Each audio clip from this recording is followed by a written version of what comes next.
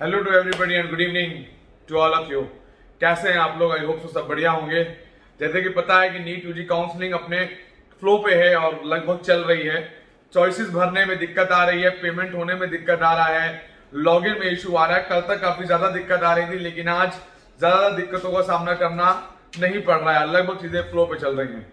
तो आज हम आज इसी टॉपिक पर डिस्कस करेंगे और इसी के साथ दो स्टेट्स के फॉर्म और डिक्लेयर हो गए हैं, उनकी भी डेट्स आ गई हैं, उसके बारे में भी बात करेंगे। स्टेट काउंसलिंग लगभग अपने फ्लो पे है। अब टाइम आ गया है कि आप रेगुलर टच में रहें वेबसाइट्स के और रेगुलर इंफॉर्मेशन गैदर करते रहें और ऑल इंडिया चॉइस फिलिंग को कैसे कवर करके चलना है, इसको समझना और देखना आपके लिए बहुत ज्यादा अनिवार्य और जरूरी हो गया है। उससे पहले नीचे दिए हुए 4 नंबरों पे आप कॉल कर सकते हैं, डिस्क्रिप्शन पे भी दिए हैं और स्क्रीन पे भी दिख रहे होंगे। इन पे कॉल कर सकते हैं, बात कर सकते हैं, पेड सर्विसेज के लिए बात कर सकते हैं। अगर कोई भी क्वेश्चन हो, क्वेरी हो तो व्हाट्सएप करके पूछ सकते हैं 9675200801 पे। चलिए शुरू करते हैं। बेसिकली ऑल इंडिया की चॉइस फिलिंग चल रही है, रजिस्ट्रेशन चल रहा है। सर्वर एरर आने के कारण लोड बढ़ जाने की वजह से दिक्कतें आ रही हैं, पेमेंट फेल हो रहा है।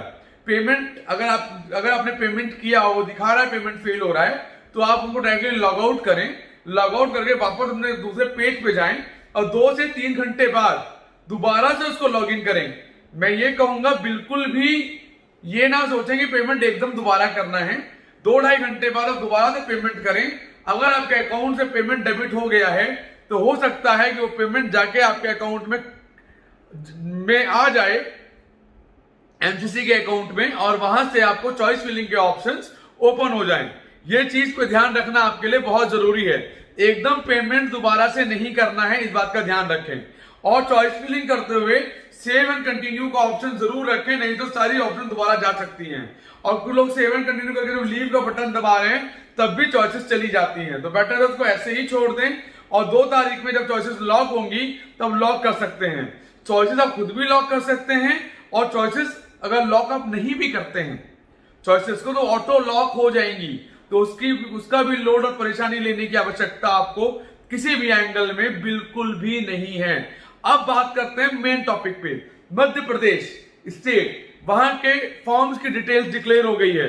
1 तारीख से फॉर्म शुरू होने वाला है और 10 तारीख तक की डेट है। मध्य प्रदेश की काउंसलिंग स्टार्ट होने वाली है बहुत जल्दी, तो जो कैंडिडेट मध्य प्रदेश के जरूर उसमें नजर बना के रखें और फॉर्म भरें। ओपन स्टेट के कैंडिडेट्स के लिए ये मॉपअप में ओपन होता है। बाकी जो भी इंफॉर्मेशन बुलेटिन में लगभग डिटेल्स अवेलेबल हैं। पंजाब की चॉइस फिलिंग चल रही है, 2 तारीख लास्ट डेट है। पंजाब में जो ओपन स्टेट के कैंडिडेट्स हैं वो सेकंड राउंड में पार्ट ले सकते हैं। फर्स्ट राउंड में वो रजिस्टर कर सकते हैं, पार्ट वो सेकंड राउंड में ले सकते हैं। 2 कॉलेजेस उनके लिए ओपन है उस स्टेट के अंदर। इसका मतलब है कि काउंसलिंग जो है वो अपने पूरे फ्लो पे है, लगभग चीजें अपने हिसाब से चल रही हैं। अब उनको देखना और समझना आपके लिए जरूरी है। इसका कितना इफेक्ट ऑल इंडिया में पड़ेगा या नहीं पड़ेगा। राउंड 1 में डीम्ड में और ऑल इंडिया में कुछ कॉलेजेस वैसे बच्चे उठाएंगे जिन्हें लेना स्टेट से है, लेकिन वो बस ट्राई कर रहे हैं कि उन्हें ऑल इंडिया में क्या मिलता है वो देखना चाहते हैं, जिसकी वजह से वो प्रॉपर चीजों को चॉइसेस को सारी चॉइसेस भरेंगे और मिलने के बाद एनालाइज करेंगे जाना है नहीं जाना है। तो राउंड 2 में ज्यादा सीटें वेकेंट होकर आती हैं, ऐसा हर साल देखा जाता है और इस साल भी देखने को मिलेगा। ऑल इंडिया के अंदर भी मिलेगा और डीम्ड के अंदर भी मिलेगा। इसको भी आपको प्रॉपरली एनालाइज करके देखना है और समझना है। और जब 5 तारीख को रिजल्ट आएगा तो घबराना नहीं है। अगर रिजल्ट में आपका अलॉटमेंट नहीं हुआ तो बेफिक्र रहिए, एनालिसिस से अंदाजा लग जाएगा कि आपको राउंड 2 में कुछ मिलने वाला है या नहीं मिलने वाला है। उस बात से सिनेरियो और पोजीशन लगभग और ज्यादा क्लियर हो जाएगी, जो कि आपके लिए कहीं ना कहीं हेल्पफुल रहेगी और बहुत ज्यादा एसेंशियल रहती हुई नजर आएगी। तो अब स्टेट के काउंसलिंग में नजर रखना आपके लिए बहुत जरूरी है। इसी के साथ शिलोंग, नीलगिरी शिलोंग का फॉर्म भी ओपन हो गया है। नॉर्थ ईस्टर्न के जो बच्चे हैं उनके लिए फॉर्म होता है, वो भर सकते हैं। काफी बड़ा कॉलेज है शिलोंग का, काफी अच्छा कॉलेज है। पीजी में काफी अच्छी सीट्स को कैरी करता हुआ दिखाता है, उसको आप देख सकते हैं। एक बात और है, जब ईएसआई कोटा जो है वो रेगुलर रिटेन हो गया है, ईएसआई कोटा उन्हीं बच्चों को मिलेगा जो उस कोटे से बिलोंग करते हैं। कोर्ट का फैसला आ गया है, ये उनके लिए खुशखबरी है। तो जो प्रोसीड वाला ऑप्शन आ रहा था ईएसआई ऑप्शन में क्लिक करने से, हो सकता है वो राउंड 2 में नहीं आएगा और ESI की सीट उन कोटे के बच्चों को मिलेंगी। ये लगभग कोर्ट से फाइनल हो गया है। इसके जजमेंट की कॉपीज भी अवेलेबल हैं, आप livelaw.com पे जाके देख सकते हैं, वहां पर इसकी कॉपी भी अवेलेबल है। इसका मतलब यह है कि प्रॉपरली अब लगभग काउंसलिंग अपने रेगुलर रूटीन में आ गई है। अब जो क्लासेस हैं वो उम्मीद करते हैं 1 दिसंबर से शुरू हो जाएंगी और 31 दिसंबर लास्ट डेट होगी एडमिशन काउंसलिंग की, ऐसी उम्मीद करते हैं। यूपी, बिहार, हरियाणा, राजस्थान, महाराष्ट्र, इनके भी notification within 1 week declare हो जाएंगे और इनकी भी चॉइसेस शुरू हो जाएंगी।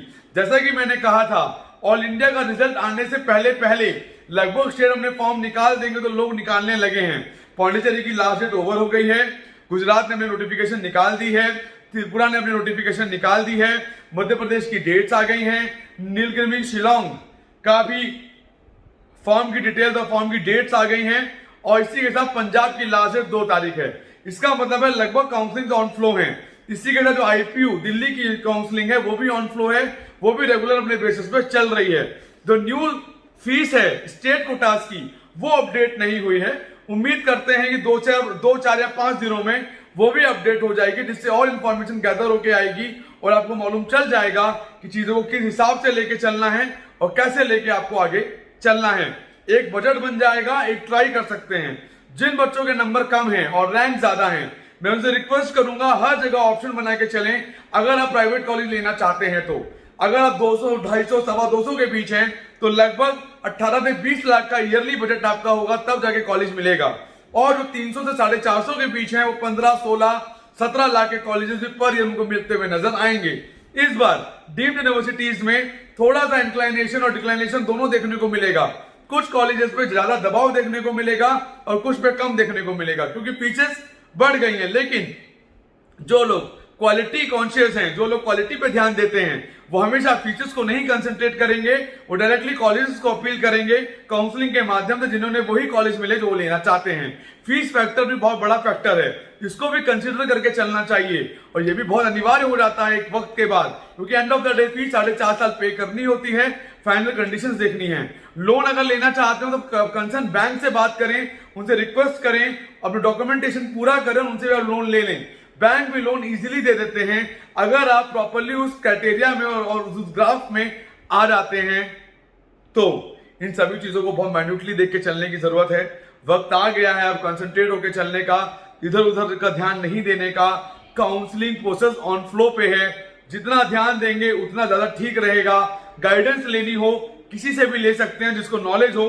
बहुत सारे जेन्युइन काउंसलर्स हैं, बहुत सारे पेरेंट्स ऐसे हैं जो खुद बहुत जानते हैं, या टाइम निकाल के आप खुद भी रिसर्च कर सकते हैं। कॉलेजेस को सोच समझ के सिलेक्ट करें, जबरदस्ती में कुछ भी सिलेक्ट ना करें कि जिससे कोई गलती हो जाए या कोई ऐसी बेवकूफी हो जाए जो बाद में समझ में आए कि आखिर मैंने ऐसा क्यों किया और ये मुझसे क्या हो गया। इन चीजों का ध्यान रखना आपके लिए बहुत ज्यादा जरूरी और बहुत अनिवार्य हो जाता है। मैं बार बार इस बात को रिपीट करता हूं कि जिससे आप लोगों को समझ में आए और आप जान पूछ के या अनजाने में कोई भी गलती ना करें और अपने चॉइसेस को भर के अच्छे से अच्छा कॉलेज आपको मिले। एक बात और है, सेंट्रिक होकर बिल्कुल पे ना करें। ये उन बच्चों के लिए जो ये चाहते हैं मैं घर से दूर नहीं जाऊंगा, घर के पास रहूंगा। दूर तो जाना है, तभी जाके चीजों में उतना इफेक्ट नजर आएगा, पीजी में फायदा होगा। बहुत सारे फैक्टर्स देख के चलने हैं। अदरवाइज अगर आपके नंबर अच्छे हैं और आप सेंट्रिक होकर प्ले किया, आपको ऐसा स्टेट ले लिया जहां पोस्ट ग्रेजुएशन के लिए कोई ज्यादा स्कोप नहीं है, तो आप आज भी वहीं खड़े हैं जहां आप 4.5 साल बाद खड़े होंगे, तो वो मौका नहीं है।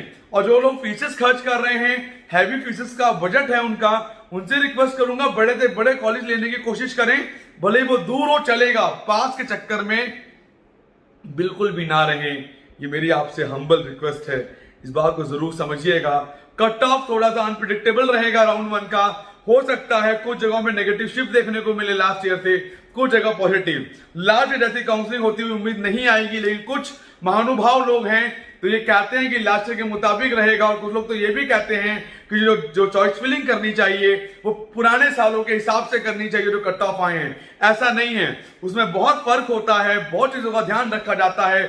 जो बच्चे जहां के होते हैं वहां के कॉलेज ज्यादा जल्दी लेते हैं, इसीलिए देखेंगे तो साउथ के कुछ कॉलेज से कट ऑफ काफी ऊपर है, कुछ का काफी नीचे है, क्योंकि वो different place to place matter करता है कि आप कहां ले रहे हैं और कहां नहीं ले रहे हैं। और हर एक इंस्टीट्यूट अच्छा है, सब में सब में कुछ ना कुछ पॉजिटिव है और कुछ नेगेटिव है, पर एनालाइज आपको ये करना है कि हमारे लिए क्या पॉजिटिव है और हम क्या ले सकते हैं और किस हिसाब से चल सकते हैं। कोई डाउट हो, कोई क्वेरी हो, कोई कंफ्यूजन हो तो कॉल कर सकते हैं 9675200801, 9690796426 और नंबर दिए हुए हैं स्क्रीन में और डिस्क्रिप्शन पे। फॉलो करें, कॉल करें। अगर पेड सर्विसेज लेना चाहते हो तो ले सकते हैं। मैं एक बात और बता दूं, हमारी सर्विसेज सिर्फ इसी साल के लिए नहीं है। अगर इस साल नहीं होता है, स्टे वैकेंसी तक हम ट्राई करेंगे, प्ले करेंगे और अगले साल भी जरूर आपको सेम फीस में असिस्मेंट देंगे जब तक आपको एडमिशन मिल नहीं जाता तब तक। तो bye bye, take and have a good day, bye bye.